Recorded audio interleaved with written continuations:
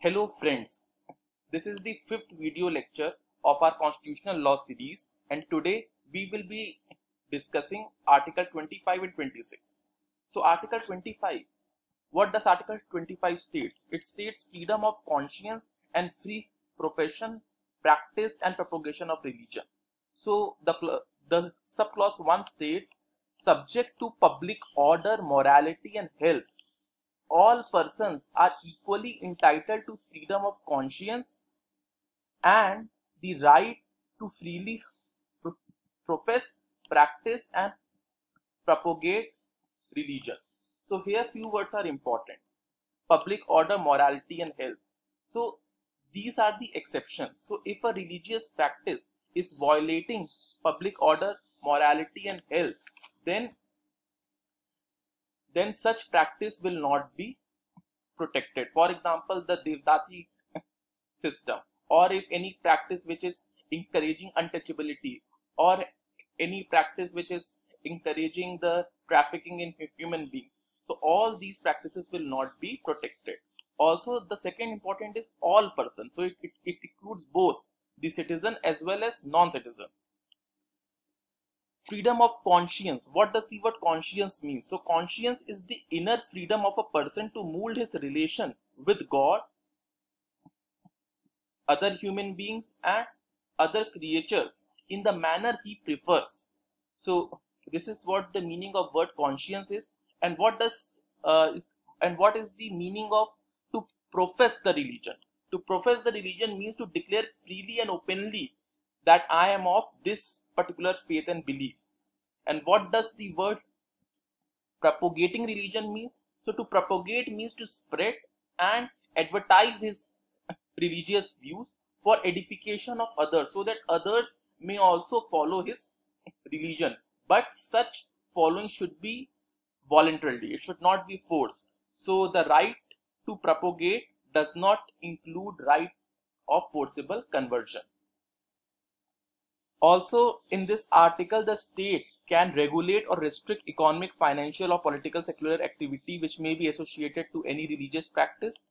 And also it can provide for social welfare reforms, and it can open any Hindu religious institution of a public character to all sections of Hindus. So any Hindu temple can be open to all sections of Hindu. Also in this section, the word Hindu also includes Sikhs, Jain and Buddhist religion. So now we have a very important case, Maulana Mufti Saeed Muhammad versus State of West Bengal. See, those practices are protected which are essential part of the religion. So in this case, it was held that though azan is the essential part of the religion, but use of loudspeaker or microphones, these are not the essential part of the religion. So if state makes any law prohibiting the use of loudspeakers or microphone, it won't be violative of Article 25. So then we have another case, MH Qureshi versus State of Bihar. So in this case, it was said that sacrifice of cow on a Bakrid day is not an essential part of that festival. So the state can make any law prohibiting the slaughter of cows. Since it is not the essential part of the religion, so it cannot be protected. Now one more important case, many times MCQs often are based on this case. So Commissioner of Police versus Acharya Jagdishwar Anand. So in this case, it was held that the performance of Tandav dance in public procession by Anand Margis is not an essential or integral part of their religion, and thus not a matter of religion within the meaning of Article 25 and 26. So what does Article 25 and 26 guarantees? It guarantees those rituals or ceremonies which are the essential or integral part of that religion. So what is the essential or integral part? So essential part of a religion are those practices which are very fundamental to follow. It is upon these practices that the religion is built, and the test to determine whether a practice is an essential or not is to see whether the nature of the religion will change if that practice is not followed. So if that practice is so important that if it is not followed, the nature of the religion will change.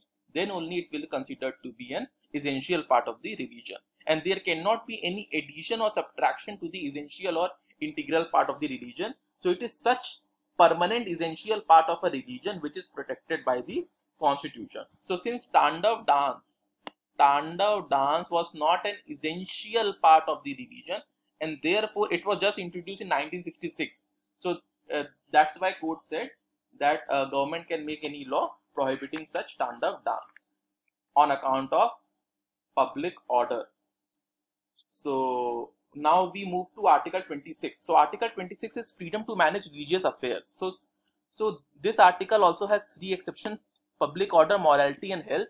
And it says that every religious denomination or any section thereof shall have right to establish and maintain institution for religion, to manage its own affair, to own and acquire movable and immovable property, to administer such property in accordance with law. So what does the word religious denomination mean? So religious denomination must have few things. It must have a common faith, it must have a common organization, and it must have a distinctive name. For example, Muslim, Hindus, or within Hindus you may have Shaivite, Vaishnavite. So they have common faith, common organization, distinctive name. Similarly, among Muslim there are Hanafi, Shia, all that sect. So now we will go to some important cases regarding Article 26. So first is Seshamal versus State of Tamil Nadu. So in this case, validity of in this case, whether there were a practice of appointing archakas, which were the priests, on hereditary basis. So to remove such hereditary clause, government put an amendment. So the petitioner said that since the practice was followed from many years, so this hereditary nature should not be removed. So the question before the court was whether appointment of a priest is a secular function or a religious practice. If it is a secular function, government can regulate it. If it is a religious practice, then it will be protected under Article 25. Sorry, Article 26. 25 and 26 both. So the court said that the archakas has never been regarded as a spiritual head. So they were never regarded as a spiritual head of any institution. And all the offices, so they just acted like the servant of the trustees, and they were never given a spiritual head status. Thus the appointment of archakas is a secular act, and the fact that in some temples the hereditary principle was followed in making the appointment would not make successive appointment anything but secular. So since it is a secular act, therefore government can make laws on it. So it is a very important ratio that appointment of a priest is not an essential part of a religion. It is a secular act. It is those ceremonies, those rituals which that priest performs, that is the essential part of the religion. So if a qualified priest of any sect can be appointed to do so. Similarly, this same ratio was also given in N. Adityan versus Travancore Devasum Board case. So now we have next case. It is an important case. Rev. Stanley's laws versus state of MP. So in this case, validity of MP and Odisha Act was challenged. This act was passed to stop forcible conversion of any person. So there were a lot of forcible conversion of religion. So to stop those such practices, this act was passed. So these acts were passed after a commission which was headed by Justice K.C. Niyogi, who found that many of the Christian missionaries were indulging in conversion by force or by fraud. So the court said that such practices are really not good. Right to propagate the religion does not mean right to forcible conversion. So the court held that Article 25 one by giving right to propagate one's religion does not grant the right to convert another person to one's own religion, but to transmit or spread one's religion by an expression of its tenets. So you cannot forcibly convert anybody, and the conversion should be on somebody's own volition. It should not be on force. So now the last case is very important. It is Bijoy Emmanuel versus State of Kerala. It is also called National Anthem case. It is a really very important case. In this case, 3 children belonging to Jehovah's Witness of Christian community, they refused to sing national anthem. So Kerala High Court said, since it was the fundamental duty to show respect to the constitution and to sing national anthem, therefore they must sing national anthem. But Supreme Court had a different view. They said that the Supreme Court observed that by standing up, that the children were standing up, and that by standing up while the anthem was being sung, the children had shown proper respect to national anthem and thus not violated fundamental duty, and they cannot have committed an offense under Prevention of Insult to National Honor Act 1971, as they did not prevent anybody singing, they did not cause any disturbance in the assembly, and they were standing up to show the respect to the anthem. And the court also brought Article 25. Article 25 is an article, which, the real test of a true democracy is the ability of even an insignificant minority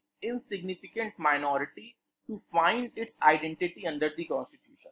Since this Jehovah's Witness of Christian community, this particular sect was having a core belief which was against national anthem. So the court said that no person can be compelled to sing national anthem if he has genuine conscientious religious objection. If there is a genuine conscientious religion objection, so nobody can be forced to sing, because Article 19 also includes the freedom of expression, also includes right to keep silent. Okay, so that is why court said that since they were showing respect, so nobody can force them. But the point over here is, like in my personal opinion, when I was reading this case, one should always show respect, and it is one's duty to respect the nation first. This case has somewhat given religion more priority than the national interest. See, one should, pay respect to the nation, because it is that nation which has given you that religious freedom. So in this case, religious freedom has somewhat given more priority than the national interest. But one should always remember that it is the nation which has given you that religious freedom. So one should always respect the national interest first of all. So like singing a national anthem should not in any way object somebody's religious consciousness. This is of my personal opinion, because you have got that religious freedom because of that nation only. So this was all about Article 25 and 26. So if you have any doubt, please comment on the comments section below, and please subscribe the channel. Thank you all.